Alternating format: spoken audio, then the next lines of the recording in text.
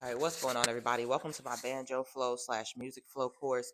Today, we are going to be talking about how to connect to ourselves and to our instruments as an extension of ourselves and of our expression, especially for those people who have been inside of music theory programs and for people who are just beginners. We can kind of get into a lot of different mindsets and a lot of different myths about what it means to play music. So, first and foremost, the thing that I want to address is that if you look across the board, if you look at all of the people who've played some of the most popular music, you'll recognize that one of the myths that we have is that we need to have this extensive knowledge of music theory and this extensive knowledge of instruments in order to be able to express ourselves fully on the instrument. When you look at people like Alan Jackson or like Beyonce or like any of the people who have made some of the most popular music, what you will recognize is that those people use about 1% of music theory and they've still made it big. They've still done amazing things and they still touch lives. So sometimes we get caught up into the trap of being too technically advanced and we get caught up in the trap of trying to be a certain thing or go a certain place. What we recognize is that our flow actually gets stuck. What you'll find is that you'll have all these different pieces of music that seem advanced, but you haven't been able to put it into something cohesive. When you look at something like Alan Jackson's Living on Love, that whole entire song consists of three chords, and those three chords are the one, the four, and the five of the A major scale. Now, that might sound complicated for those of you who are beginners, so don't get overwhelmed. We will get into some of that later, but this course isn't to focus specifically on music theory as a rule. It's to focus on music theory as a guideline and of ourselves and our expression as the very first thing. When you were a child and even as an adult, sit back and think, what was the first thing you noticed about your favorite song? When you think about that favorite song, your mind definitely doesn't go to, oh, well, they played this chord and they played that chord and wow, they did this thing or that thing. It goes to how the music made you feel. There was something about the way the sounds came together that made you feel a certain type of way. There was something about the way the sounds came together that no matter how complex or how simple the song was, because you didn't have the frame of reference for that, it felt like there was something that moved you. There was a piece of it, whether that be the lyrics, whether that be the way the instruments played, whether that be the beat behind the instruments. There was something that moved you in that song. As we've gotten older and as we've gotten conditioned into logic and away from our creativity, we start to feel like everything needs to be complicated, everything needs to be thought out to be good. And what we're getting into in this course is that we're going to reconnect to who we are and how we move through music and how we feel with everything else as secondary guidelines. The second myth we're going to explore is the myth of perfection. If you think back across time, back in the day when we had our ancestors and when people were living in the olden days, people sang just because it was something that brought joy to them. People played music just because it was something that brought joy to them. And nowadays, what has happened is that everything, especially in the modern world, is so polished and so auto tuned that we don't recognize that these people who are singing to us, the things we hear on the radio, the music that we hear that sounds oh so perfect and oh so evenly spaced, a lot of that is engineered. A lot of that is in post production. So after the music is made, after the song is made, then people start to add a little bit here, space the notes correctly so that it sounds perfect. And what this has done is has created this idea that we have to be perfect, that mistakes are a bad thing, that the little things that make the music that we experience and that we play human are things to be eradicated and things to be erased and things to be taken away from music. So if you take this back to the 1950s, to the 1940s, to the 1920s, to the 70s, you'll hear that there were a lot of little tiny mistakes that were still made inside of people's playing. And this is because we were using cassette tapes, we were using vinyl records, we were using things like that. And there wasn't really the opportunity to go back and to continue to make takes and make takes and make takes until it was absolutely 100% perfect. Sometimes you just had to play through the thing, and the little mistakes became a part of your signature, became a part of what people recognized, became a part of what made people feel. So when it comes to these types of things, we have to get back into that space now because what you'll understand is that what you hear in popular music now is actually not real. It actually isn't human. It actually comes from being able to use all of these modern technologies to create this illusion of perfection. Now let's go back to the days where we were sitting around the campfire, or our grandparents were sitting around the campfire. And in these days, people sat around and they just sang. People didn't care if they were on pitch, and you notice this still carrying through in folk music.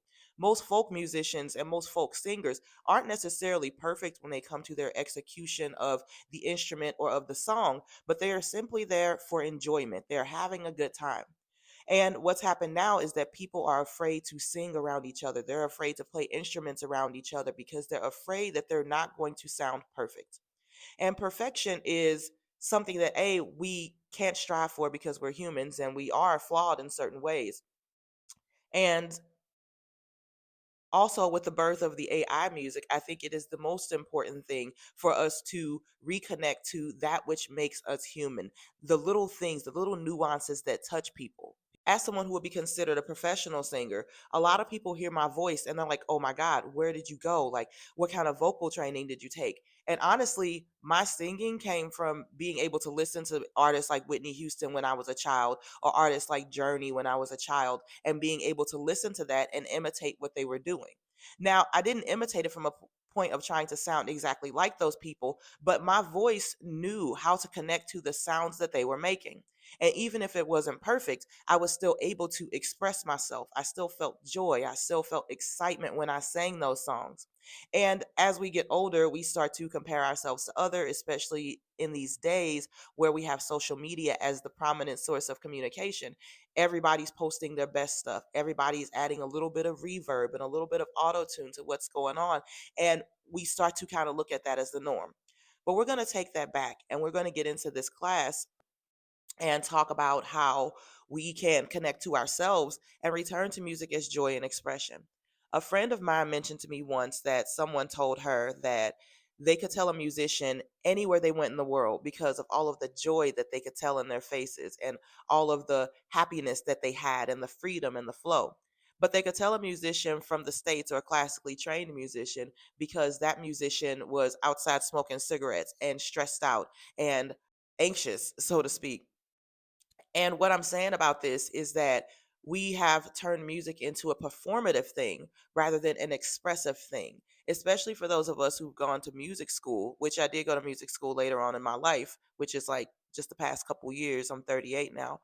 But we, in music school and in a lot of the popular places, you're taught that this is about perfection, this is about performance, this is about how you impact the people and how you look. And that is true, but have you ever noticed that the most impact that you make with people is when you are being yourself? Have you ever been in a grocery store just simply singing and humming along only to have somebody stop you and say, wow, that was amazing, that was beautiful? Have you ever just been sitting around in your home strumming on your guitar or strumming on your banjo or also singing and found yourself in a space of, wow, that was crazy, I can't believe I just did that, or felt yourself fully immersed in the music? So today we're going to get into those aspects of music, and we're going to even talk about our instruments and how we relate to instruments and how we relate to sound and silence and how we relate to just the general idea of creating music and beautiful things.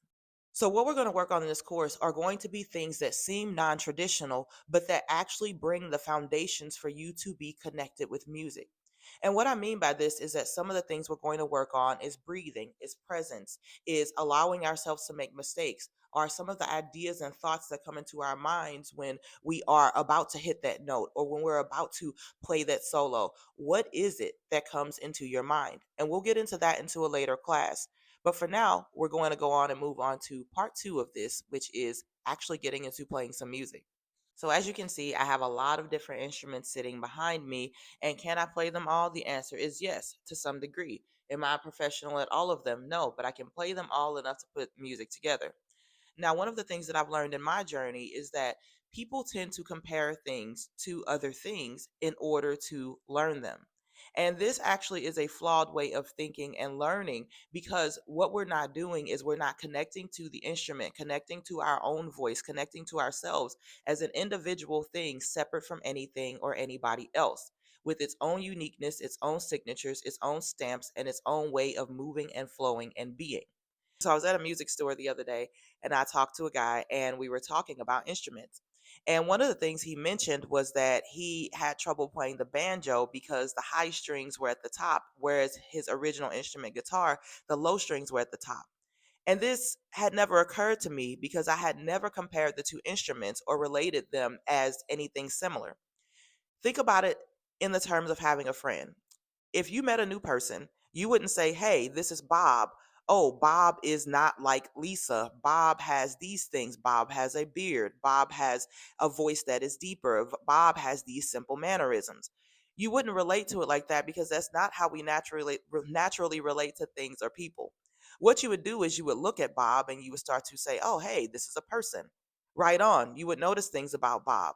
As you had a conversation with Bob, you would start to check out little nuances that he had, little habits, little mannerisms that he had. And some of those things might remind you of another person, but your mind doesn't go straight to comparing Bob to another person and then feeling confused by Bob because he isn't like the people that you already know or like the person that you already know. And this is the same when it comes to instruments. If you're playing a banjo, you have to relate to the banjo as it is a banjo. It's its own separate thing. It is not like anything else, despite the fact that it has strings and that it has a pot and that it has a neck and that it has a head and that it has pegs. It still doesn't mean it's like anything or anyone else. And this goes for if you were to look at Bob, you wouldn't say, "Oh, Bob has eyes, a nose, a mouth, and hands. Therefore, Bob must be like Lisa." And so this is one of the ways that we relate to instruments that actually keeps us from being able to become multi-instrumentalists or from being able to connect to our instrument for what it is rather than comparing it to something else. If you were to compare Bob to Lisa, you would spend your time not ever getting to know Bob because your mind would always be in a place of comparing to him to something that actually has absolutely nothing to do with him. Now they're in the same family because they're the human family, but they're not alike in any other way aside from that. When it comes to instruments, what I would say is start to relate to them the way that you would relate to a friend. Who is this? What is this thing? Get into the space of discovery and recognize that the more time you spend with that instrument, the more things you're going to get to know about it. The more you're going to build a personal relationship with those instruments. The more you're going to start to be able to play that instrument from your relationship with it and not with anyone else's. And the same thing goes for our singing. We listen to other people. We say, "Hey, I don't sound like this person. I don't sound like that person." And we seek to imitate. But again, relate to the voice as you would to a friend. Relate to the voice as you would to Bob and Lisa.